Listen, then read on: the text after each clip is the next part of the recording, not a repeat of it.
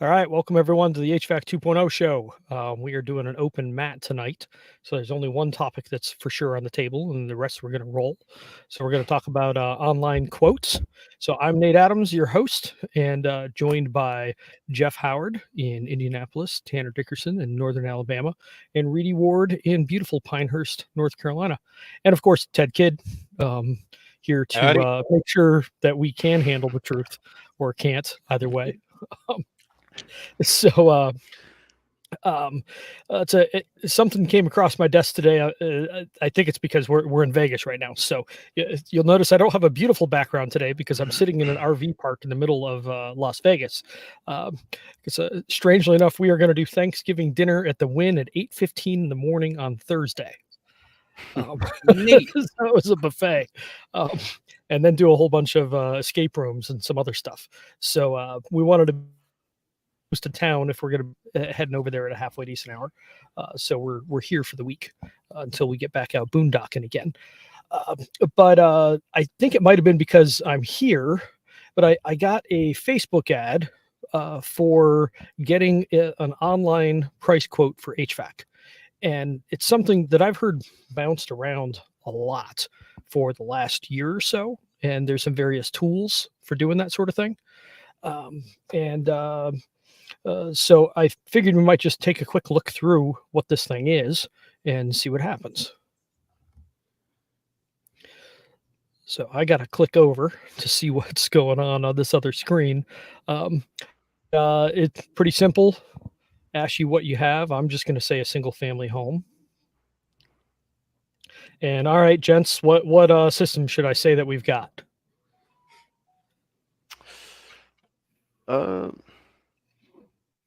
Do a package unit. Heat package unit.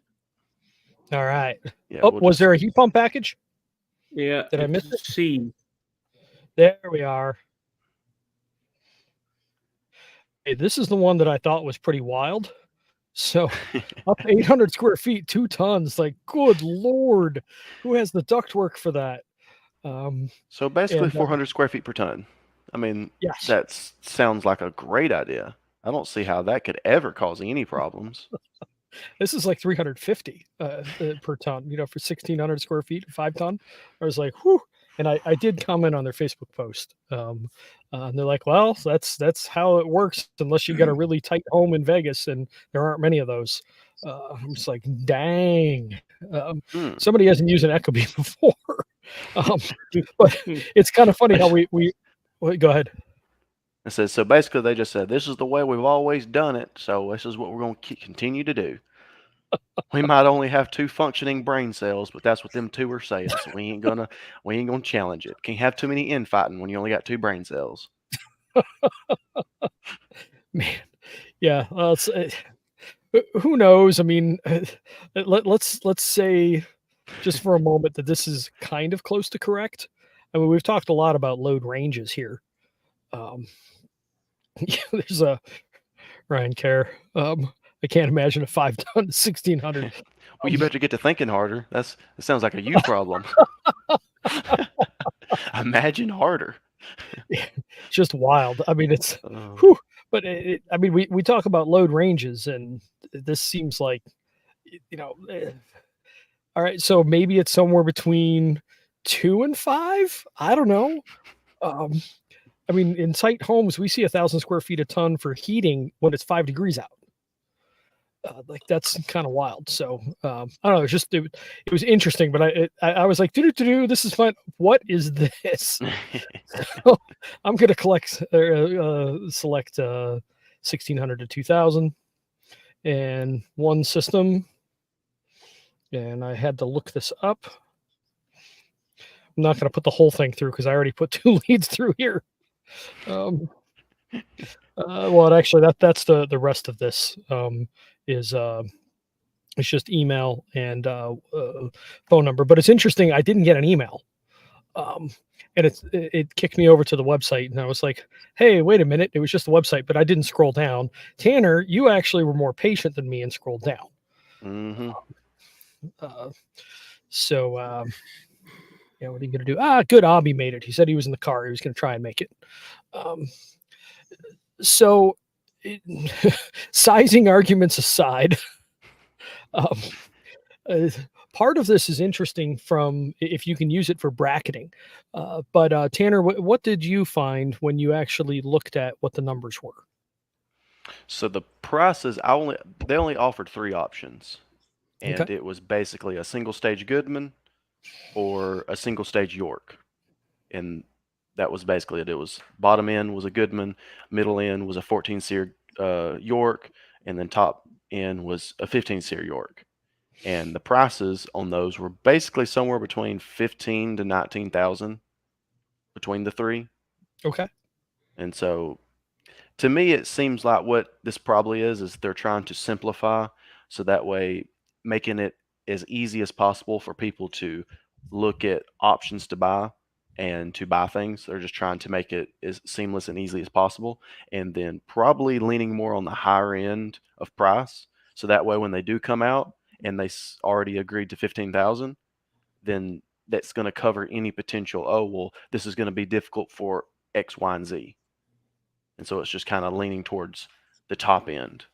And maybe they're doing that also for when they do schedule a salesman to come out. Maybe it gives the salesman a little leeway for offering discounts if he needs to get the close. That's kind of the feel that it's getting for me. And honestly, outside of prescribing sizes based on square footage, I mean, I don't hate it. I mean, it seems interesting. Yeah, I at least found it somewhat interesting too. I didn't want to come to any firm conclusions. I definitely got stuck on the sizing one. Good Lord. Yeah. It's like Jeff's old coworker, 1,000 square feet, you get a 5-ton and a 100K furnace. 5,000 square feet, you get a 5-ton and a 100K furnace. Just simplifying inventory. That's all it is. Yeah, I definitely thought that was kind of interesting. But the one piece that's at least a little bit interesting, yeah, Jason, I'm with you. He's trying to get in the door. Yeah. And that's understood. It's just And simplifying it. I mean, if somebody doesn't really want to talk to someone on the phone, or they don't want to have somebody out to their house to get a price, and you can be the person who they get numbers from, they're playing the numbers game. If they're looking at my stuff, they're getting numbers from me, and that's what they're looking at. That means more than likely they're going to call me when they decide to pull the trigger. Yep, I mean, yep. that's basically all it is. Jeff, Reedy, what do you think of putting prices online? I think it's jackleg junk. I just got All right. I just got the I like price, it. and it's at 18,500 for my house is the highest, and the lowest was 14, and it was York and Goodman. Just single stage stuff. I guess, I mean, if you don't mind having callbacks, and being dishonest, it's a good way to do it. I think Tanner's right, though. I imagine the guy gets his foot in the door, and then he everything changes. Oh, well, what do you expect? We hadn't been to your house. Uh-huh. Can't install it over the internet either. Yeah. Yeah, but that you know does good and seem well pretty that if expensive. yeah, but you know good and well if a salesman walks in and they're like, well, so when can you get started? I'm okay with spending 15,000 on this very That's cheap true. Goodman. They're going to be like, oh, okay, There's well, no here, pivot. sign here. They're not going to say, No oh no, pivot. I'm not going to take your money.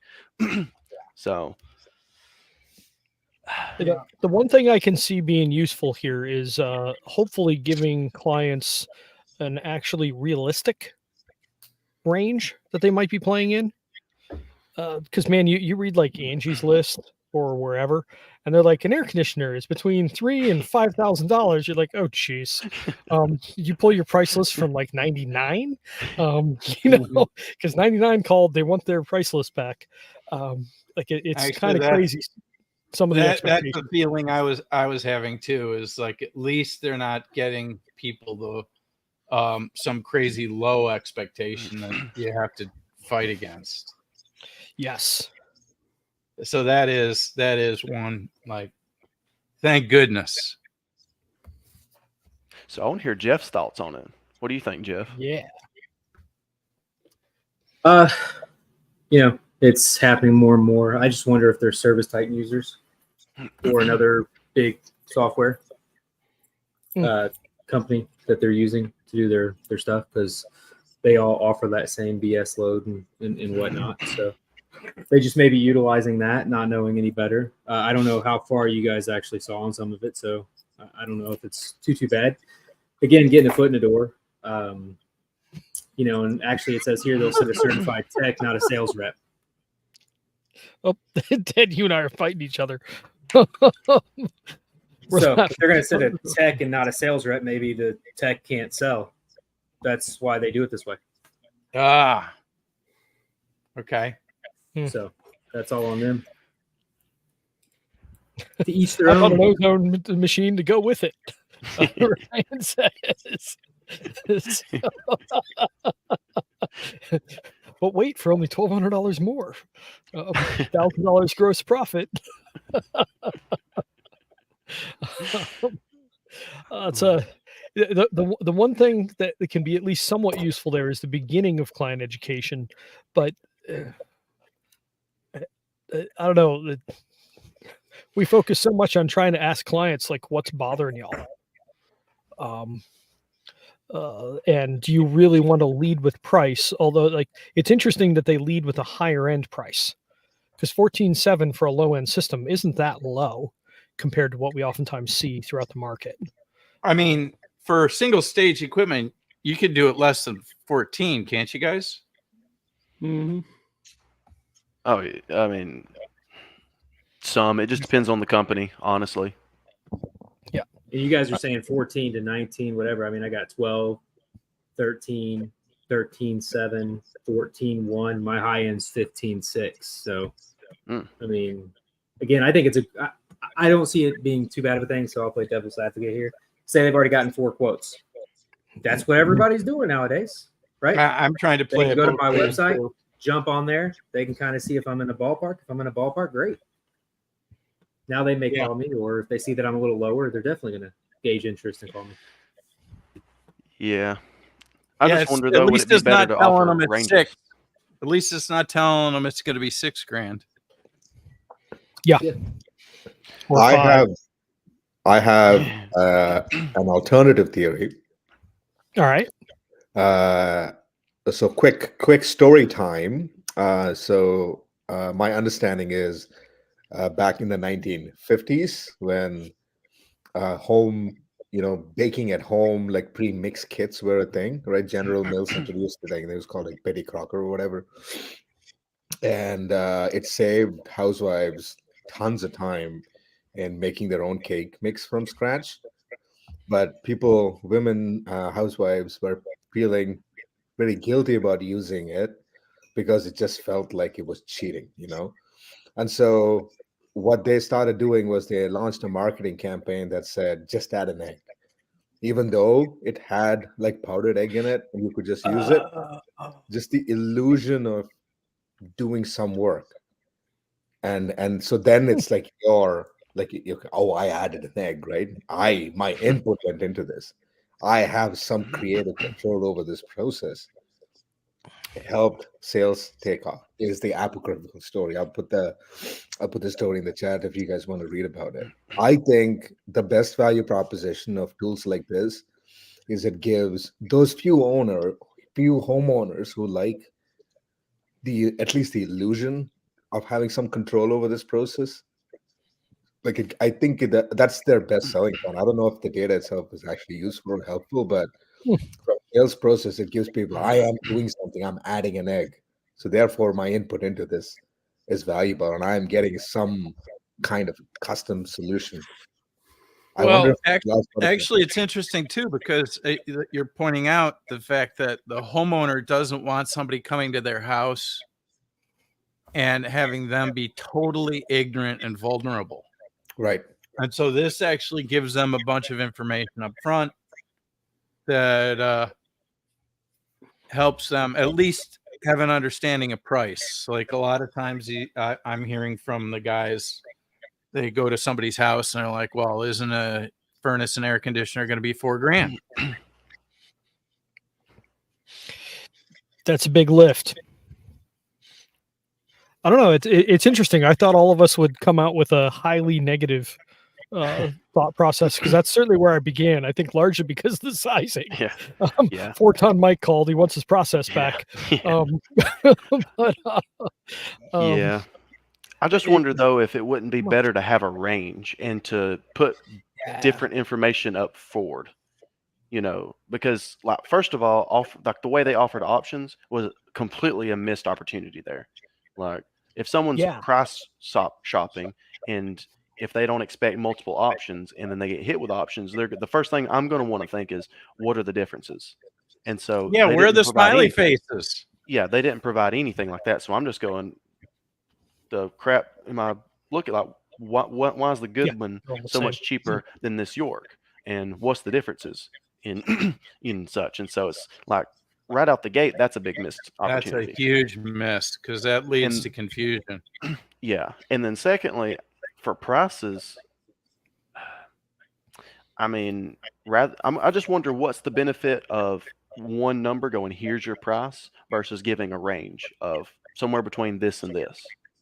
And then just giving, you know, a disclaimer or reason to be like, you know, depending on where your system's at, difficulty to access, so on and so forth, this price may vary. Like, Conditional what is it that they're reduction. looking for? Are they looking for an exact number to compare to other quotes they've already got? Or are they just wanting a ballpark idea because they have no clue how much something like this costs? Yeah, the other thing that comes to mind is one of my big objections to the IRA programs brings pricing and equipment selection to the beginning of the process, when it really should be further towards the end. I mean, to me, I would rather ask people what are they looking to achieve, and then have a conversation before I present them the options, just to slow things down a little bit. But I don't know, is that best for everyone? Probably not. But it does make me, well, actually, I've got a text from them, so I'll call them tomorrow and maybe I can pump them for information on if this has been successful or not. Because I don't know. Could it have an application? Maybe, but it wouldn't be the way that I personally would really want to handle it.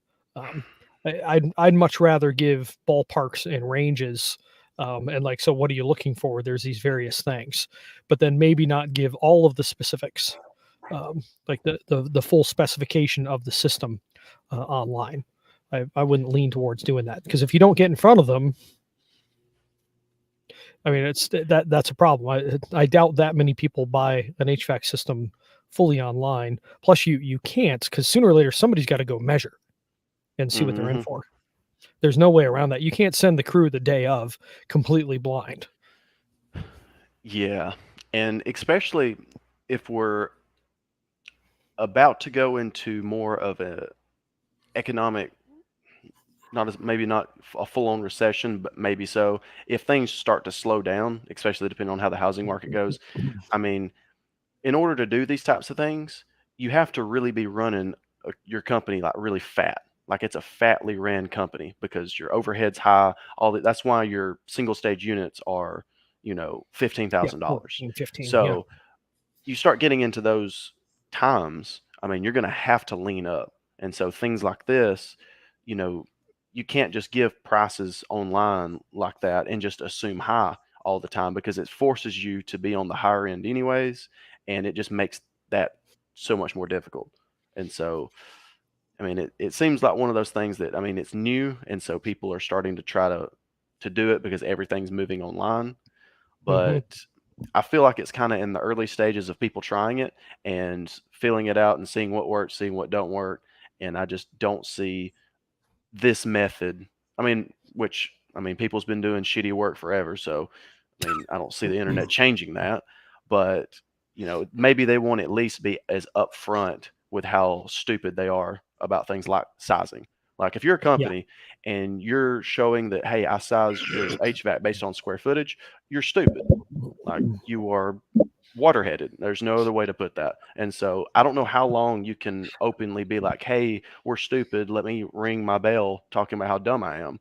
I don't know how long that can really work if homeowners begin to become more curious about the things in their house and to want to know things. Because that's one of the things the internet's really done is people started to go, instead of just, hey, do a thing and don't ask me questions, they want to go, well, why, dang, that was a lot of money. So why was it a lot of money? And you start doing a little bit of research, and as better information becomes more available, that's going to be a little bit more difficult. You're going to start to get bad tastes in people's mouths when they, come across these things, especially if they have another contractor like a 2.0 contractor to come behind you and give some information that makes them go, why didn't this other guy do this? And why did he just all of a sudden just give me free consulting on what size I need?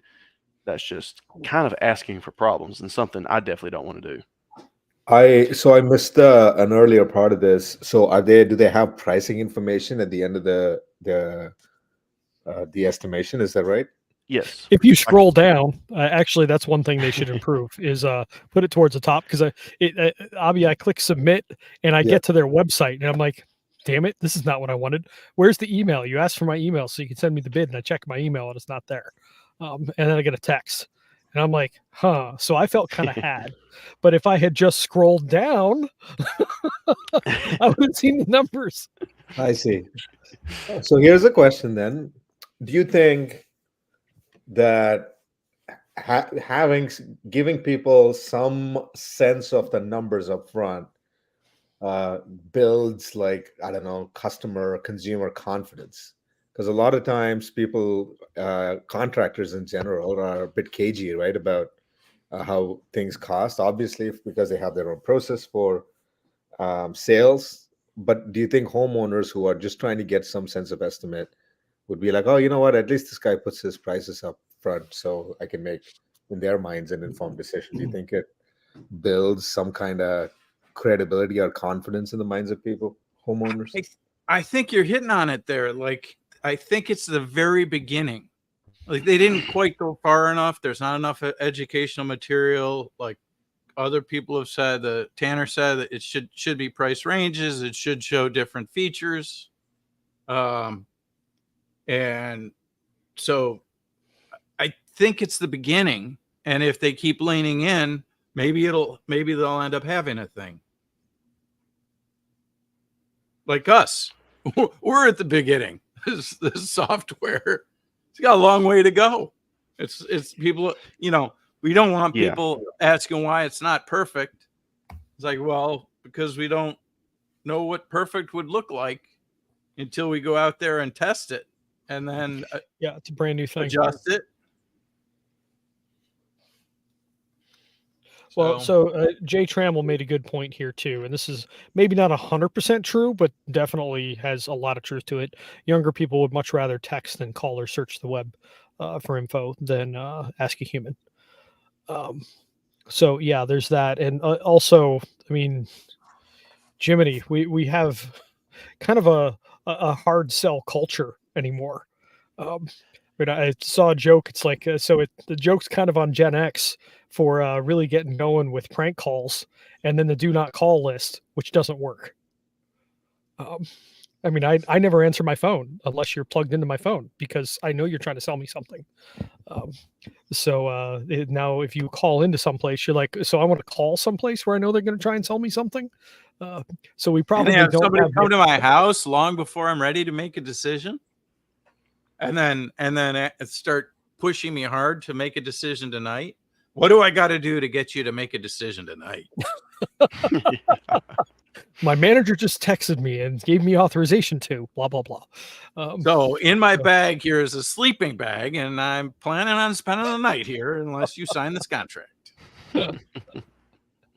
Oh, like that guy you used to work with, Ted, who's like 450 pounds or so, would get himself settled selling windows. Like, I'm not leaving here until you sign.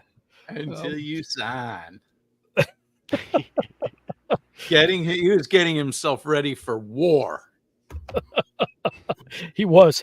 So Doc Comfort, by the way, Doc, what the heck is your real name? I've seen you on Facebook for a long time. Who are you? But prospect for price changes before setting appointments. So there can be a piece of that as well. Um, but I mean, the price range can be pretty wide. I mean, it might be $6,000 for one side of the system. It might be 30 grand if you're getting a high end system with a lot of ductwork. I mean, it might be 40 grand. And I think people want to know that. I think that's why, like, if those people that built this website, if they ripped off our free quote report, some of that, they'd be quickly able to get to 60 or 70% of the way there. I mean, think about it. Our sales report, if they populated what they're doing with our sales report and did likely load range instead of sizing, a definitive size.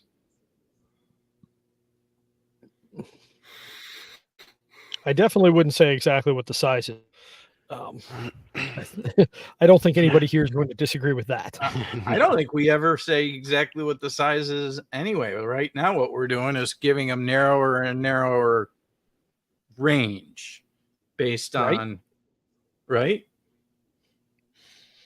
I don't know. It's kind of wild to me. It's funny as I click into the software to go get a report. Hopefully it works right. Second page isn't working right. I love it when it does that. Yay, software. Good old software. That's so sometimes it sticks fine and sometimes not so much. So I just wonder if maybe I wonder how much, because like that whole workflow was like super basic. I mean, honestly, some of those factors probably don't even make a whole lot of difference in the options they present. I just wonder if to what degree should the inputs actually change or adjust things.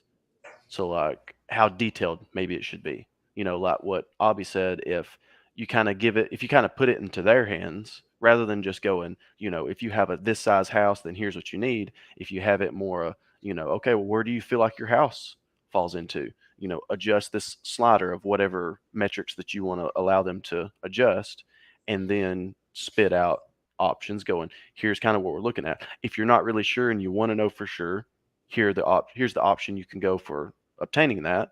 But if you're just wanting to get basic information, here you go. Here's the, you know, equipment choices like we're looking at right now. And here's the differences. Here's the 5 functions video. And here's your price ranges for what you should expect. I wonder if maybe that would be a route for something like that. Yeah, and they could start with like you were, one of you guys, Reedy, maybe was suggesting the one price. One price range, and then say for a more detailed breakdown, and then you go to the next level, and then it's like says, okay, so this is different features and functions. To understand what these different features and functions are, watch this video. And then to understand about sizing, watch this other video, and then go to, now what size do you think would be appropriate based on this likely load range for your house, and then let them pick, and then narrow in even closer on pricing.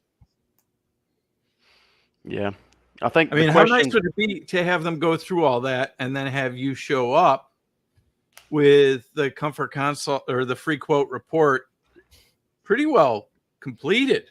You get a specification almost. Yeah. Yeah. You just need to do static pressure. Yeah. See what you can get away with. I mean, you could even offer free static pressure testing to people who set an appointment after going through all of that, right? Because if they give you everything before you even go there, are you happy to do static pressure for them? Yeah. It doesn't take that much time at the end of the I mean, day. they're pre-qualified and ready to say yes. Yeah. And maybe that could be like a method of offering that, of basically, hey, if you're looking to buy right now, well then spend a little bit of time, fill all this stuff out, go that route. Or are you just looking for price ranges and you just want to know the difference? Well, then here's your option for that. So then it's Right. just kind of asking, hey, how much information do you want to know? Do you just want to know only what this is likely to cost? Well, then here's only the price. What are you looking for differences? What's more custom to me exactly, and things like that. And, then it kind of lifts the workload off of us for having to go out. Yeah, right. So on the other end of the spectrum about, never go full detail information, right? This is something Yeah. I bookmarked in my notes. Like you guys are, the five of you are like some of the brightest people I know. Nate, I don't know if you can pull it up and screen share this, but I don't know what this is. And I've given up trying to make sense of this. But this is something that I found doing some work research here in Canada on, helping you make informed decisions about what kind of, retrofits you need to make on your home. And I can't make any sense of it. Oh, really? I put it in the private chat or in the chat. Yep. I was Oh. waiting for it to come up. Hang on. I have to say, StreamYard makes this pretty easy. You just go to another tab and say share this tab instead, and there it is. Scroll down.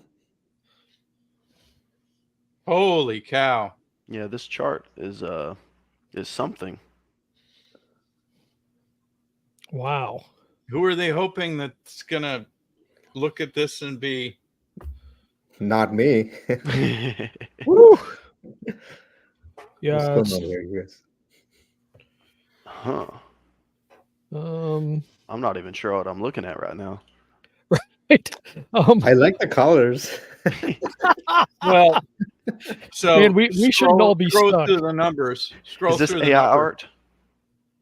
Scroll through the numbers and you can see where the model goes. 10,367 rows. Good Lord. Gee. Well, they certainly ran an awful lot of different paths. But it seems like if they've got all this, you should be able to change. I mean, it's a model, but you should be able to change square footage and some of this other stuff. No AC. I don't know. It's just it's interesting. You could do this with Energy Plus from NREL. But like I don't know. It's interesting, and there's something that layers on top of Energy Plus called BOPT. So here's full nerd, but it's free. And it stands for Building Energy Optimization, and it tries to figure out how they can get your house to be net zero, pull the usage down enough so that you can put panels on the roof enough to make net zero. And I thought that was interesting. I ran that for my house in Ohio. This is kind of like this, but to figure out what the optimization is, you click run and you go to sleep. Like it takes like 6 hours to run. I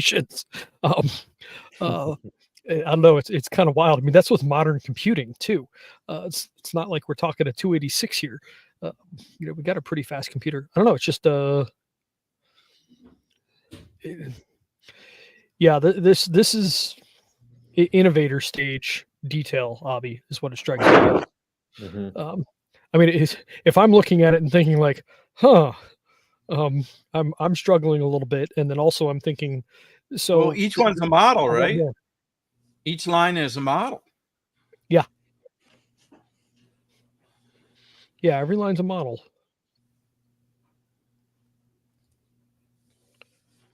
And look at how many lines there are. There's like a million freaking lines.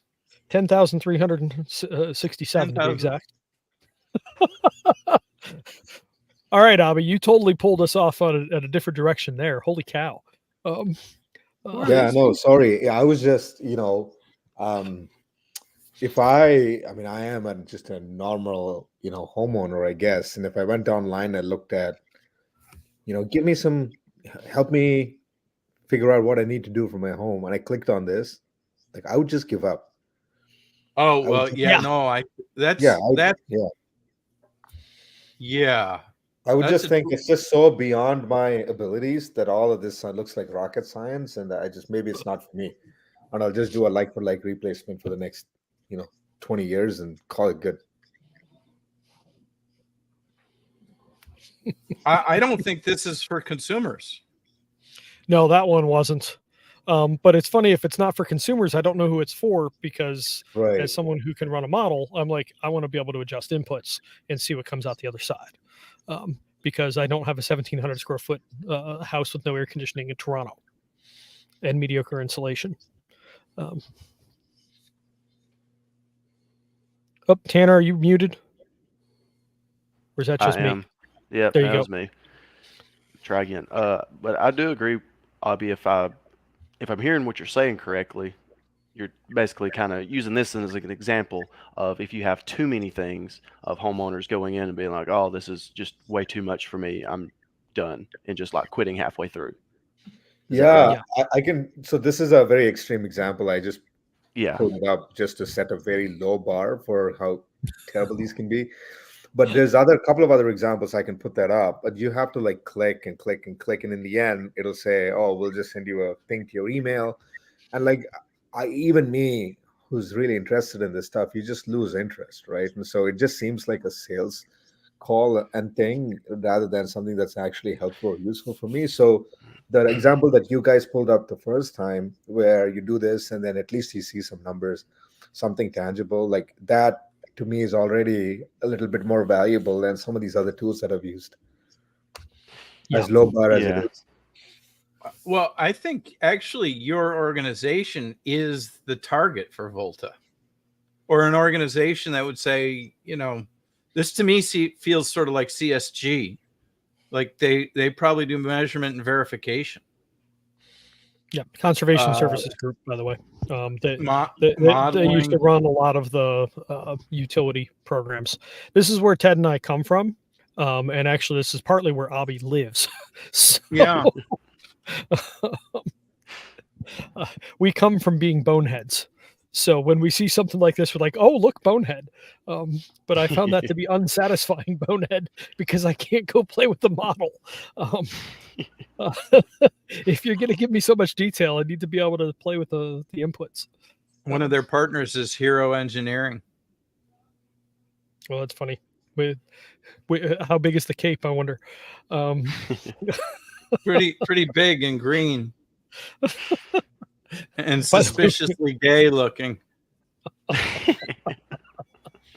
By the way, for anyone who isn't used to that wording, we say be the guide, not the hero.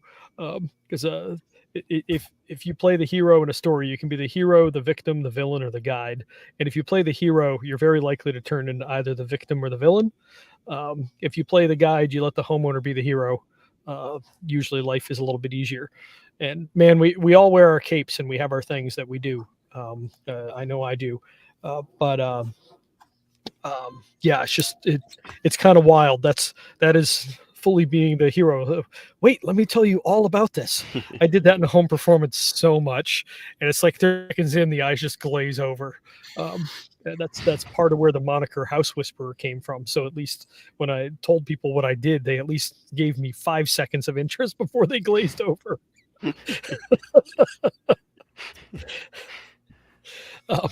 But Abby, I think you're right that the inputs there aren't all bad. I mean, they're simple and quick. Yep. Mm-hmm. I mean, I'll pull this back up. I mean, what style home do you have? And there's, some common things that you're going to have around here. I mean, most of the country that'll fit pretty well. It's wild to me, actually, how many different types of systems there are, because where I'm used to in Cleveland, like, so do you have a furnace and an air conditioner, or do you have a furnace and an air conditioner? I think I went to one home with a heat pump other than the ones where we installed heat pumps. And we don't have package units unless it's a commercial job. And then the sizing, like, I don't know. Maybe this could be ranges instead of a hard number. Or what if you just said, what size do you want? And have 2 through 5.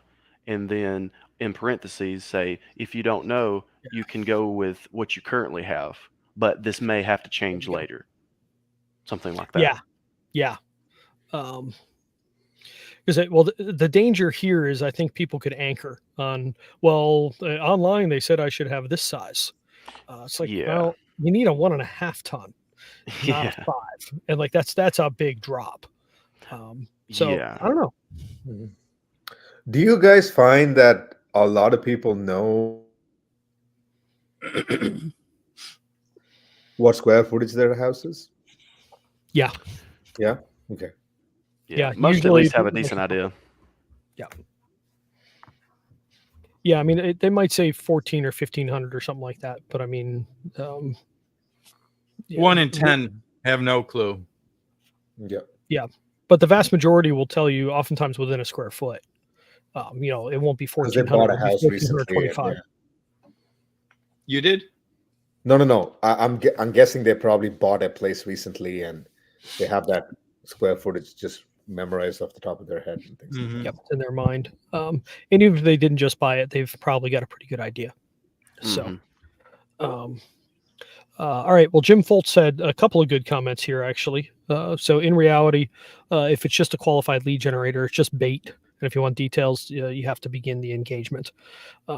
More info could lower actual engagement rates. Yes. And that's kind of where we're going for the last part, that more info could lower actual engagement rates. If you give people too much information up front, they don't call. And you need them to call so that you can get an appointment.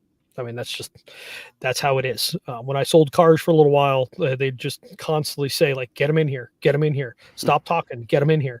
Because if you gave up too much information up front, it was a problem. So there's this fine balance of pushing curiosity buttons and building some trust, and then being like, all right, have us in.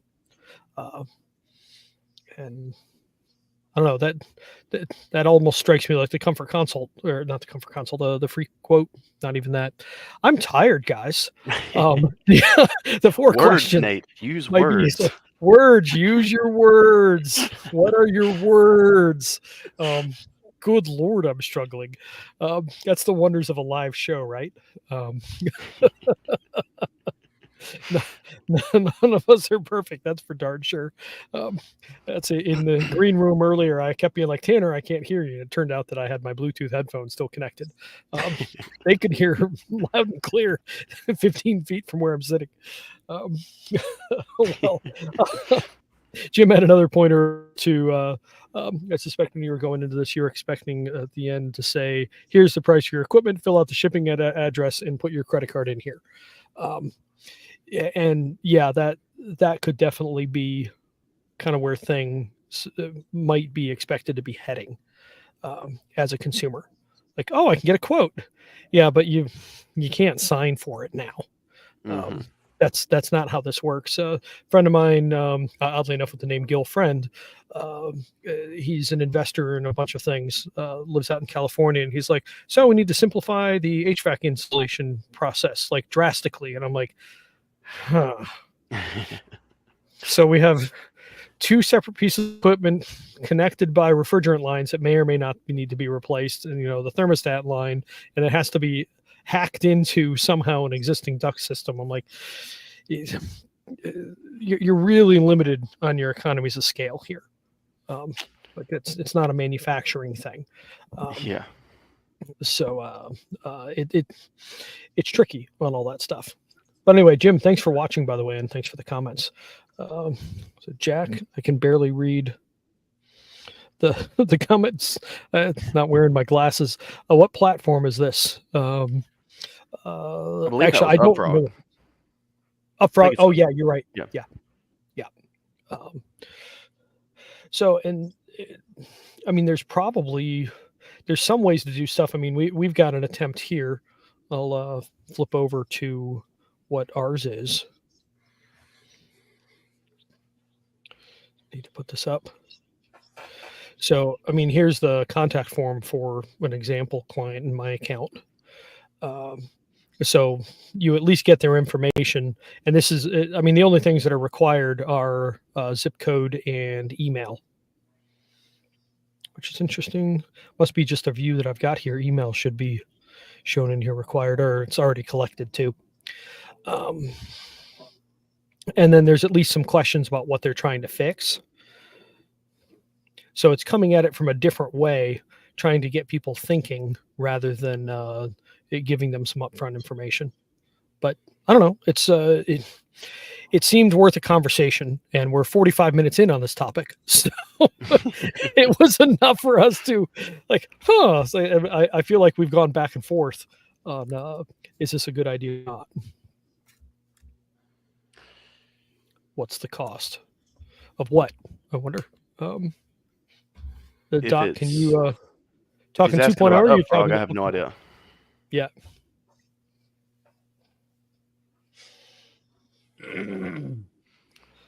Total Tech, they only care about how many tons of cooling or how many BTUs of heating. The clients or the people? I think that's in conjunction to that one. With this, there's a ton of contractors who provide pricing without knowing any details. Well, there's also a ton of contractors that do really shitty installs. So that's just kind of the game. It's kind of the battle of people are going to do not smart things. And so what you do with that is get more work. You. Yep. Right. I don't know. It's I I'm at the point where I don't feel all that sympathetic anymore to homeowners that are getting, sort of ripped off.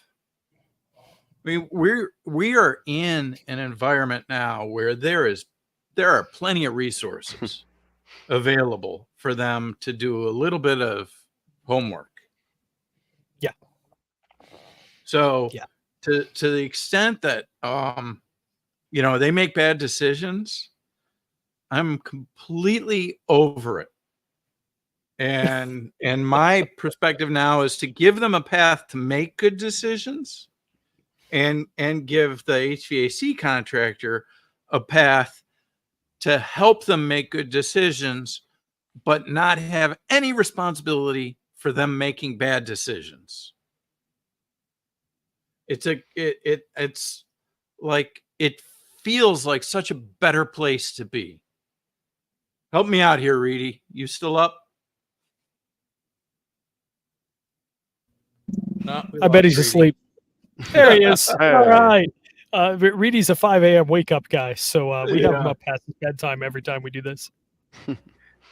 I didn't hear all that you said, Ted. I'm sorry. I was reading. I was talking about how, like, I'm over the idea of taking any responsibility for homeowners making bad decisions.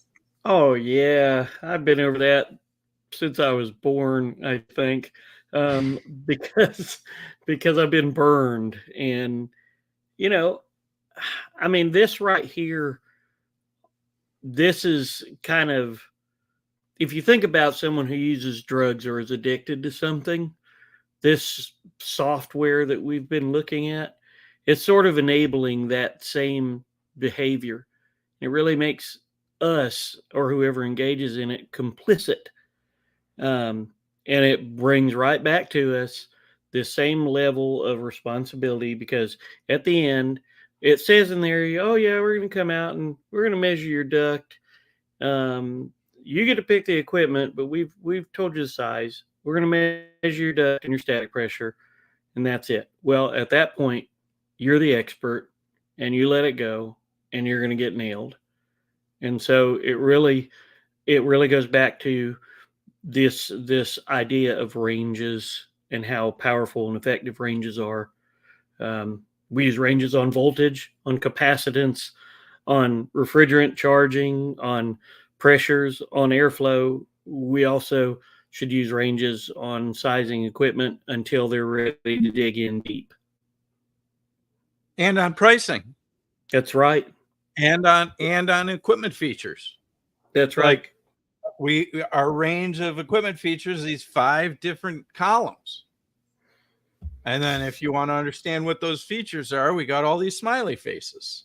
Those smiley faces are ranges of happiness you're going to have with this equipment based on problems that you've articulated through your comfort quiz and an interview that you would like to solve.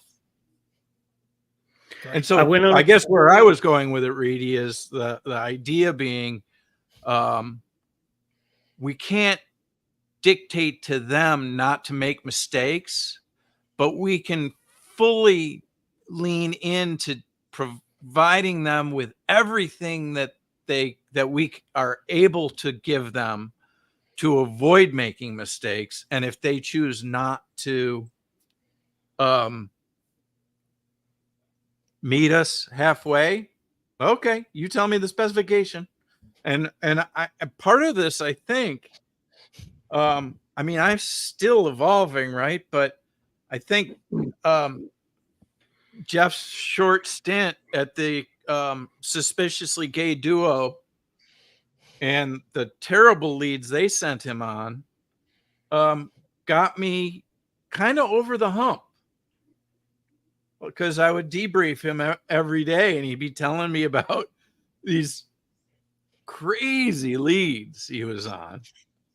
Yeah, those sucked. Like, oh my God. What was that? Well, they don't Gary stop, Rob? though. Jeff, you want to talk about your lead last Friday or the Thursday or whatever it was? No, not tonight. Oh, okay. We'll save that for its own show, buddy. Probably take us past our time. That's funny. Well, so 2 comments here.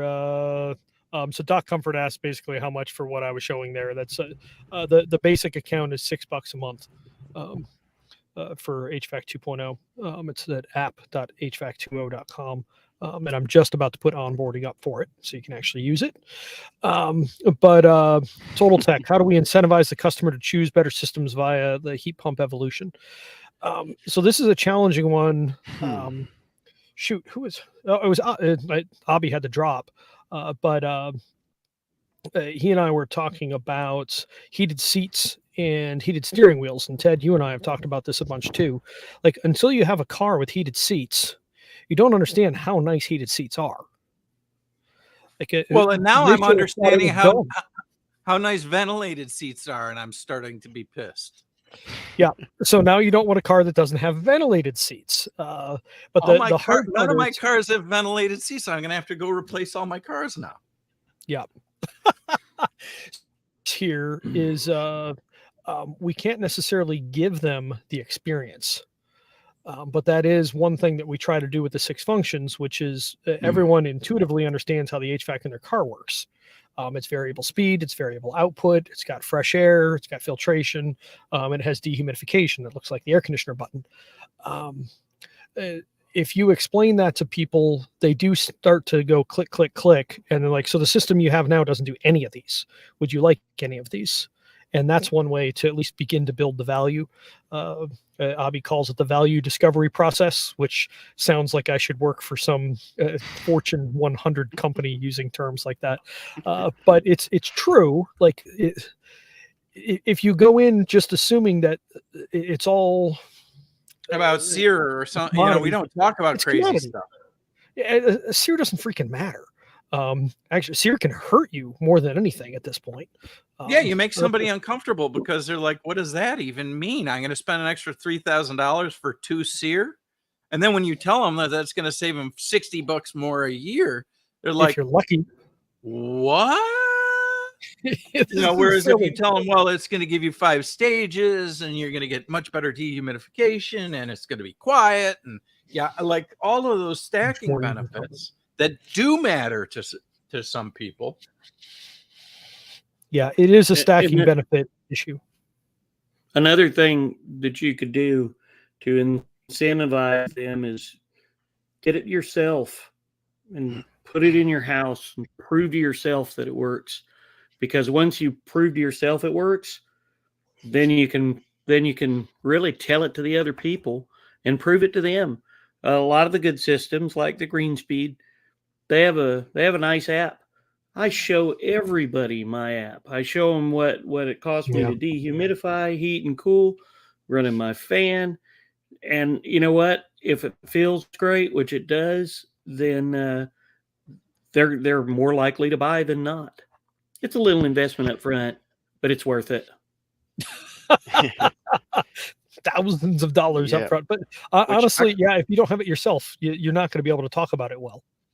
Yeah, I just wonder. I don't know about like with the word he used for how do we incentivize the customer.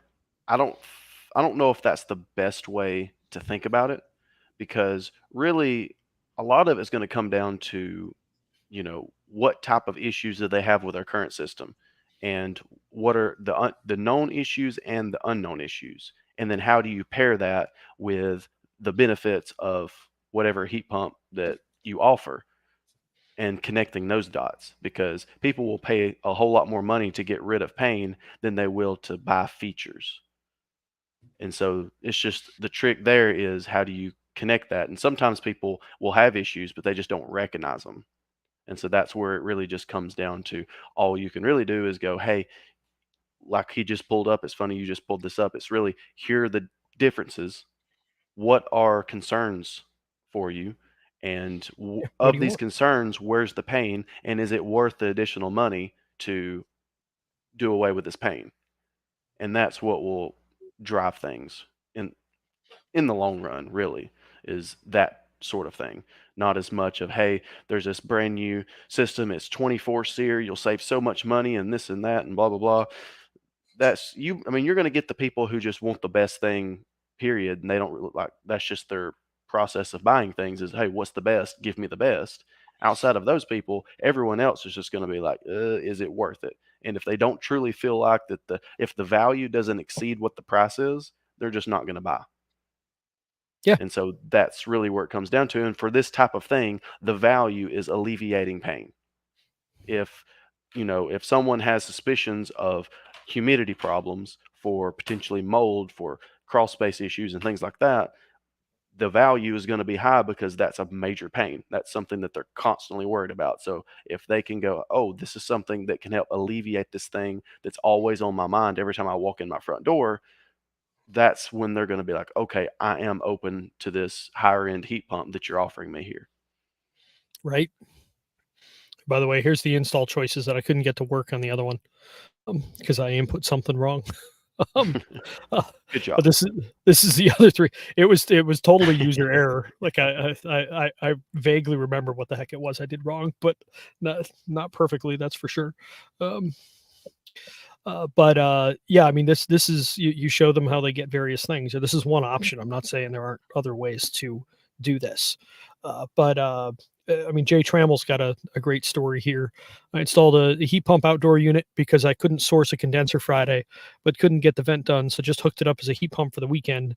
And the homeowner was mind blown by the performance of the heat pump over the weekend and bought the stat sensor, a new wire to the thermostat to set it up as dual fuel.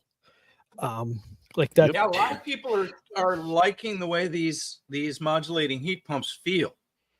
Is this modulating, by the way, Jay?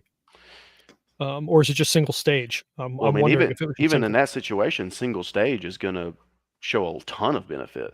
I mean, yeah, much and lower part output. load, yeah, exactly. And so and I guess another thing point to his previous comment of how to, incentivizing customers to choose better systems.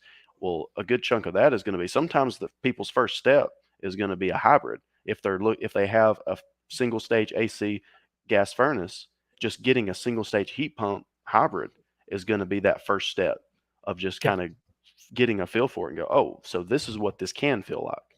I mean, it's just at the end of the day, it also comes down to you're not trying to get them to buy what you want. You're trying to find out what it is that they want and allowing them to buy. So it's just coming down to getting information, presenting it in the best way possible for them to understand and so they can make a choice, not push or anything like that. Because at the end of the day, people are going to buy what they want to buy. That's just how it is. It is. It's a like I've said before. My grandpa was in marketing and sales for his whole life, and talking to him in his late 70s, he's like, Nate, I still have no idea what somebody's going to buy. I get surprised most of the time, so I just give them different options, and I see what they do. So that's like he was actually around in the Mad Men era, which was interesting because his dad was a drunk, so he was a tea-tailer, which is not really common in the 60s. Can I have a Coke? Very late in his life, he would drink O'Doul's. That was as far as he would go.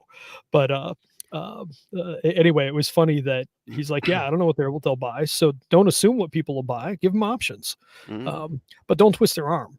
Let them pick.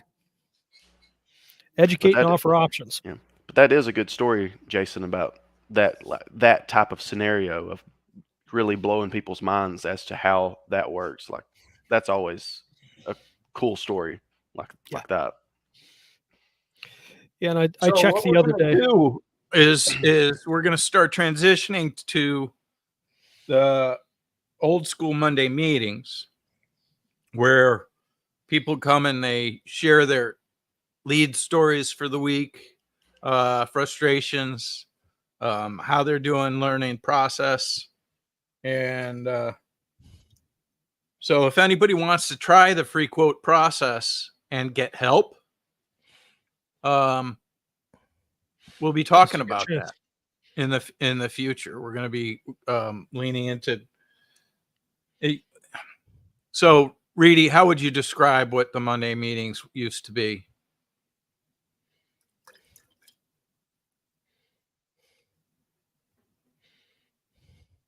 Sorry. As he goes through the mute button.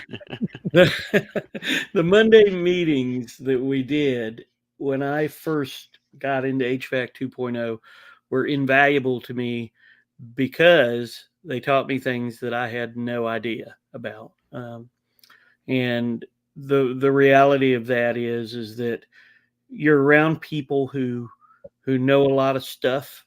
And it just takes a little bit of information to push you all the way to whatever you want to go to. And so, if we're going to do that, that's going to be great. It's going to be beneficial. And I think that what's going to happen is that people are going to lose some of their trepidation and fear that they might have had by doing something new. How about you, Tanner? It's good, or it was really good for just there's so many just little details to just little scenarios in that whole process that you don't really pick up on. And so being able to go if you're doing not service calls, but sales calls, and you're all using a similar process to where you kind of all know what you're trying to go for, and you're doing a thing and you're seeing results, and then you hear everybody else's stories of how it's going for them. It's like you're really compounding experience in a way of seeing, okay, this guy ran into this situation and here's a headache he ran into, and here's how everybody kind of coached him to get around that. And so then that scenario is now in your mind. So if you ever then come across that similar situation, it's like you've already kind of been there a little bit before. And so being able to kind of get that experience, for me anyways, because early on, I was doing a whole lot more listening than anything. So it was just taking notes of what everybody else was doing and going, okay, I'm going to remember this. And wait, what?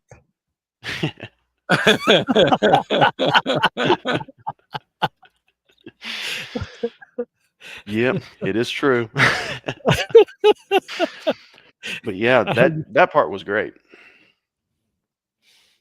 Well, it'll be good to pull back the curtain a little bit because some of the stuff may seem like mind blowing, but it's not meant to be. And it's not really when we use it. And the way it was to go straight into Comfort Consult was a huge lift. Mm-hmm. And I think it's going in through free quote means that you really don't have to do all the mindset work, although that'll be helpful. That'll help you level up. But there's modeling the modeling and coming at it different ways and really sort of leaning into your sizing design. I don't know. What do you think, Reedy? Take a lot of the pressure off?